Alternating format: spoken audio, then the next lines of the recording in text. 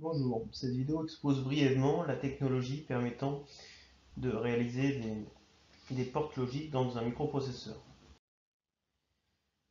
On utilise des transistors qui sont gravés sur une puce de silicium, celle-ci étant réalisée de différentes couches très fines. Et dans un petit processeur de 1 cm², nous avons des millions de ces transistors. Le transistor, c'est un interrupteur qui est commandé par un courant électrique. Suivant la tension que l'on a entre la base et l'émetteur, l'interrupteur que l'on aura entre le collecteur et l'émetteur sera fermé. On reviendra sur cette notion de transistor dans le cours sur l'électricité.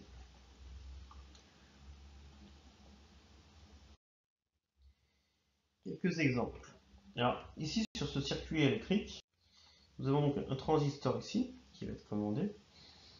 On a symbolisé ici la sortie S qui va prendre un potentiel donc soit égal à 0, soit supérieur à 0. Et quelques résistances pour éviter les courts-circuits. Donc 1, 2, 3, 4 résistances. On a trois potentiels en entrée A, B, C qui seront égales à 0 ou à la tension de seuil permettant donc d'actionner le transistor.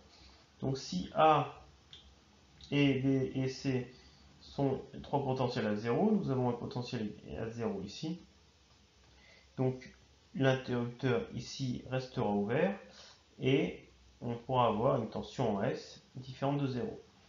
Par contre, si un de ces trois potentiels, donc si mes trois entrées ne sont pas 0, si une de mes trois entrées n'est pas 0, l'interrupteur ici sera commandé, donc on court-circuitera la sortie S, et donc S sera 0. Donc ce circuit électrique représente une porte logique non OU. Pour avoir S égale à 1, il faut forcément que les trois entrées soient 0.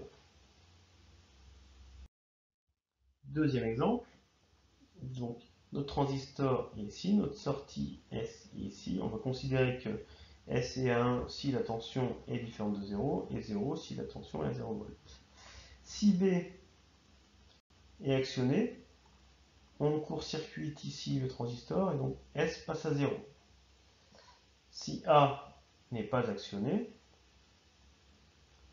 S ne reçoit pas le potentiel E diminué par la tension consommée par la résistance. Donc pour que S soit égal à 1, il faut que A soit actionné et B non actionné. Donc A à 1 et B à 0. Cette porte logique-là, c'est une inhibition. Donc il faut que A soit égal à 1, B égal à 0 pour que S soit égal à 1. Voici, c'était tout pour ces petits exemples sur la réalisation d'une porte logique d'un point de vue électrique. Ce qu'il faut bien comprendre, c'est que dans ces microprocesseurs, dans ces puces électroniques, il y a énormément de ces petits transistors, mais qui sont miniaturisés.